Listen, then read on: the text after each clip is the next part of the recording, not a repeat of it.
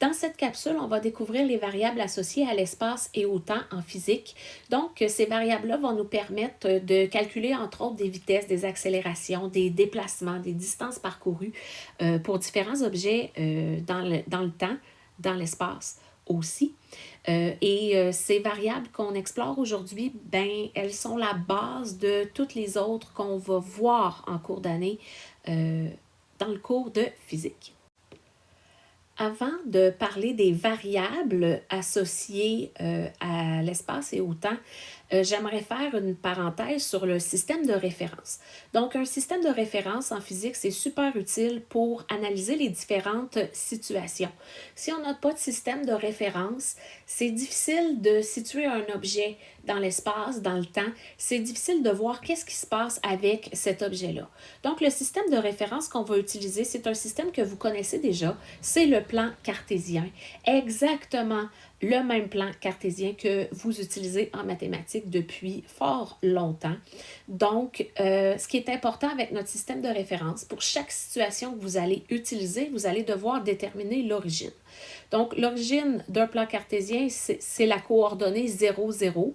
Donc, 0 sur l'axe horizontal, qui est l'axe des X, et 0 sur l'axe vertical, qui est l'axe des Y.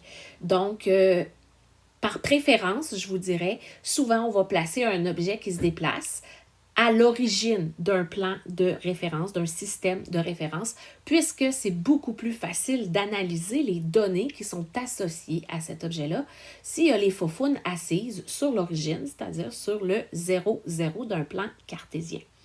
Donc, je voudrais juste vous rappeler dans un plan cartésien que quand on va parler d'objets qui se déplacent à l'horizontale, on va utiliser le système des X, donc l'axe des X.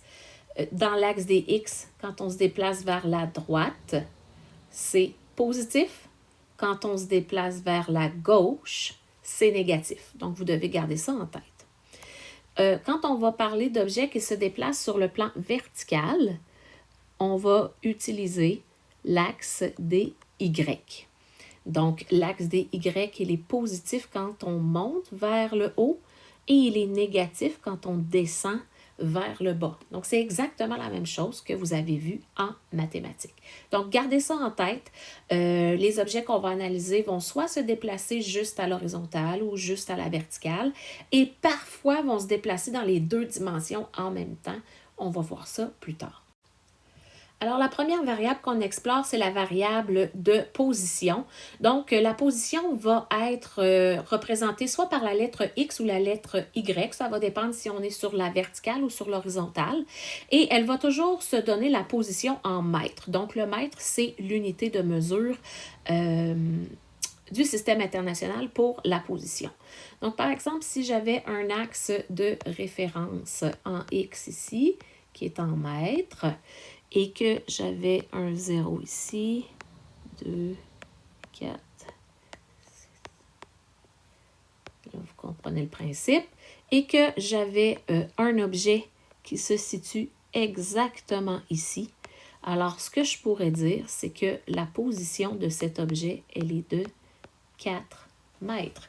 Donc, mon objet se trouve à 4 mètres. Et cette position-là, elle est toujours donnée par rapport à l'origine de mon objet, de mon système de référence, pardon. Donc, mon origine, elle se trouverait ici à 0 pour cet axe-là.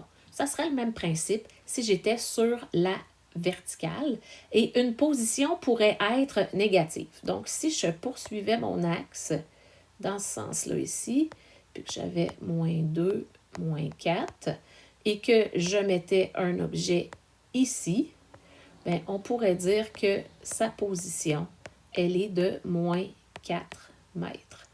Alors, une position peut être négative, ça me donne une indication visuelle de où il se trouve par rapport à mon origine. Deuxième variable qu'on explore par rapport à l'espace, c'est la distance totale parcourue qu'on va représenter par la lettre D. La distance totale parcourue, c'est la somme de tous les détours que je vais prendre pour passer d'un point de départ à un point d'arrivée. Alors, si j'avais un point de départ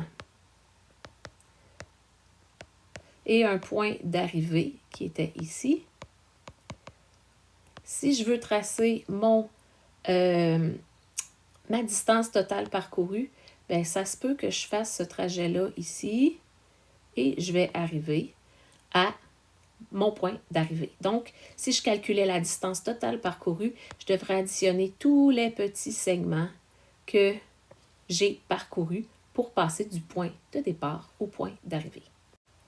Si on se fait un exemple concret dans la vie, si vous voulez vous rendre, si vous voulez partir de l'école Jésus-Marie de Beauceville et vous rendre au Tim Hortons, vous n'avez pas le choix de suivre la route. Donc, vous devriez partir de l'école et là, vous allez descendre ici, la montée de l'école est là et vous allez descendre toute la rue ici pour vous rendre jusqu'à la route 173, jusqu'au boulevard.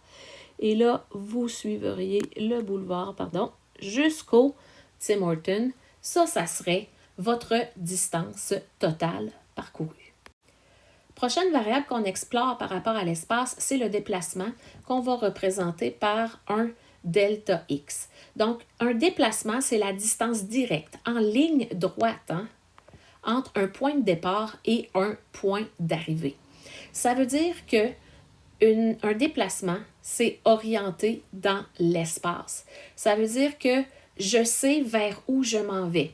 Et orienté dans l'espace, ça peut vouloir dire gauche ou droite. Ça pourrait être nord, sud, est, ouest, donc mes points cardinaux. Ça pourrait être aussi un signe. Ça pourrait être un positif ou un négatif, dépendamment de qu'est-ce qu'il y en est. Par rapport à mon système de référence, à ma droite de référence. Donc, c'est toujours orienté dans l'espace un déplacement, contrairement à une distance totale parcourue qui, elle, est tout simplement une somme de différents segments parcourus. Le déplacement, tout comme la distance parcourue, va se mesurer en mètres. Donc, je voulais vous montrer que des fois, le déplacement, il peut être égal à 0. Donc, si je pars de la maison, qui est à l'origine de mon système ici, qui est au 0, 0, donc 0 km, et que je m'en viens jusqu'au bout ici, et que je reviens, disons, je ne sais pas, moi, ici, il y a l'épicerie. Donc, je pars de la maison, je vais à l'épicerie, et je reprends le même chemin, et je reviens à la maison. Bien, mon déplacement, il est égal à 0. Pourquoi? Parce que le déplacement, il a une formule pour se faire calculer. Donc, le déplacement, delta x, il est égal à la position finale de mon objet moins sa position initiale. Alors, dans mon exemple avec la maison et l'épicerie, ma position finale, c'est 0 mètre, je reviens chez nous. Et ma position initiale, elle est aussi de 0 mètre. Donc, mon déplacement total, il est 0. Est-ce que ma distance parcourue est égale à 0? Ben non. Ma distance parcourue, elle serait égale à 7 parties du segment plus 7 parties du segment de trajet aussi. Donc, une distance totale parcourue ne peut jamais être égale à 0, tandis qu'un déplacement peut être égal à 0. Si je reprends mon exemple de tout à l'heure et que je veux partir de l'école Jésus-Marie et me rendre au Tim Hortons, si je veux faire un déplacement entre l'école et le Tim Hortons, donc je partirai de l'école qui est ici et mon delta X serait ma ligne droite, qui n'est pas très droite, excusez-moi, c'est un peu difficile, entre l'école et le Tim Hortons.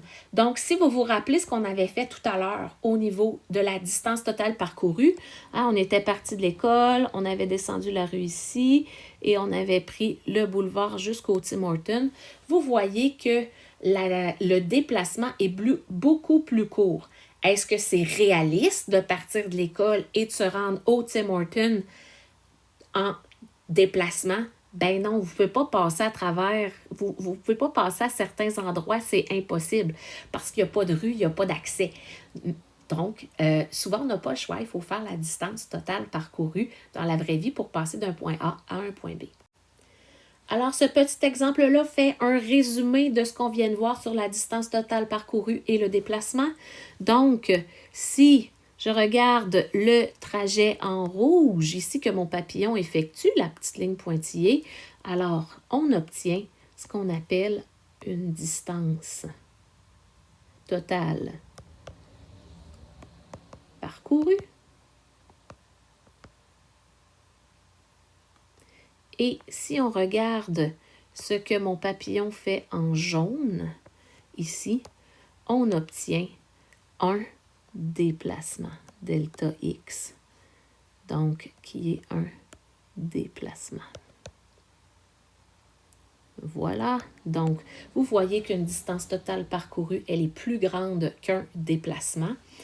Et le déplacement pourrait être égal à la distance parcourue si le déplacement correspond exactement, si la distance parcourue, correspond exactement à la ligne droite entre le point A et le point B, votre distance et votre déplacement seront égales. Sinon, la distance totale parcourue est toujours plus grande que le déplacement. Elle ne pourra jamais être plus petite. Le temps, c'est la première variable associée au temps qu'on regarde. Le temps, c'est un portrait instantané, c'est un moment précis. Donc, par exemple, je regarde maintenant quel temps est indiqué sur un chronomètre au laboratoire. Ça, c'est un temps. Donc, ça se mesure en secondes et vous allez être amené à faire certaines conversions d'unités parce que le temps n'est pas toujours donné en secondes dans un problème, mais nous, dans nos formules, nous devons toujours l'utiliser en secondes. Donc, je voudrais juste vous rappeler que dans une heure, il y a 3600 secondes, que dans une minute, il y a 60 secondes. Donc ça, c'est supposé d'être des trucs que vous connaissez. C'est un rappel seulement. Si vous ne les connaissez pas, ben prenez-les en note. Je pense que ça va vous être fort utile tout au long de l'année. Autre chose que je voudrais vous mentionner, c'est sur le format du temps. Donc, par exemple, si j'ai 3,52 heures, ça, ce n'est pas un format qu'on aime en sciences pour du temps. Parce que 52 heures, là, ça ne me dit pas rien de précis. Je le sais que c'est un petit peu plus que 3 heures et demie, mais combien plus, je ne le sais pas. Donc, ce que vous auriez à faire, c'est de transformer cette partie décimale en partie entière. Donc, pour ce faire, qu'est-ce qu'on fait? Bien, on fait un produit croisé. Donc, si j'ai 0,52 heures, ça va me donner combien de minutes? Si je sais que 1 heure, c'est 60 minutes. Donc, si vous faites votre produit croisé, votre petit poisson, vous allez trouver ici que ça va vous donner 31,2 minutes. Bon, ben je sais que j'ai 3h31 minutes, puis là, je suis encore pognée avec mon virgule 2, hein? Ça ici, là, ce virgule, oups, je ne vais pas faire ça de même. Ce virgule 2 minutes ici, bien, qu'est-ce que je vais faire avec? Je vais faire la même chose. Donc, si je m'en viens ici, je vais dire, OK, 0,2 minutes, ça va être égal à combien de secondes si dans 1 minute, il y a 60 secondes. Donc, si je fais mon calcul, je vais obtenir, si je fais mon produit croisé, comme ça, je vais obtenir 12 secondes. Alors, quel est mon temps? Donc, si je fais ça comme ça ici, bien, ça me fait 3h31 minutes et 12 secondes. Vous devez être capable de faire ça. Je n'accepterai pas les 3, quelque chose heures, par exemple, ou 32, quelque chose minutes. Impossible. Donc, vous devez être capable de convertir la partie fractionnaire d'un temps en partie entière. Dernière variable associée à l'espace et au temps, c'est le temps écoulé. Cette variable-là, vous allez l'utiliser vraiment souvent. Elle est représentée par un delta T. Un delta, hein, ça veut dire un changement de temps. Donc, c'est un temps écoulé. Donc, le delta ici, si je mettais ça comme ça, le delta ici, il veut dire changement. Donc, quand on travaille avec le temps écoulé, on veut savoir le changement de temps. Donc, ça va toujours se mesurer en secondes aussi. Et ça va toujours être le temps à la fin de ma situation moins le temps initial. On ne se cachera pas que souvent, le temps initial va être 0 seconde, hein, ça va être le point de départ. Ça pourrait arriver que ce ne soit pas 0 seconde. Dans un tel cas, ça serait bien indiqué dans le problème, ça serait clair. Une chose que je veux que vous reteniez, c'est que le delta T n'est jamais, et je sais que vous aimez ça quand c'est jamais ou toujours, négatif. Jamais, jamais, jamais. On n'a pas trouvé la solution pour pouvoir remonter le temps, retourner dans le temps. Donc, le delta T sera toujours positif. Si vous calculez un delta T et que vous vous ramassez avec une valeur négative, il devrait s'allumer une alarme dans votre tête et vous dire « Oups, j'ai fait une erreur de calcul à quelque part, c'est certain. » puisqu'un delta T sera toujours positif. Donc, ça fait le tour pour les variables associées à l'espace et au temps. Ce sera maintenant le moment de mettre en pratique ces connaissances que vous avez acquises avec la présente vidéo.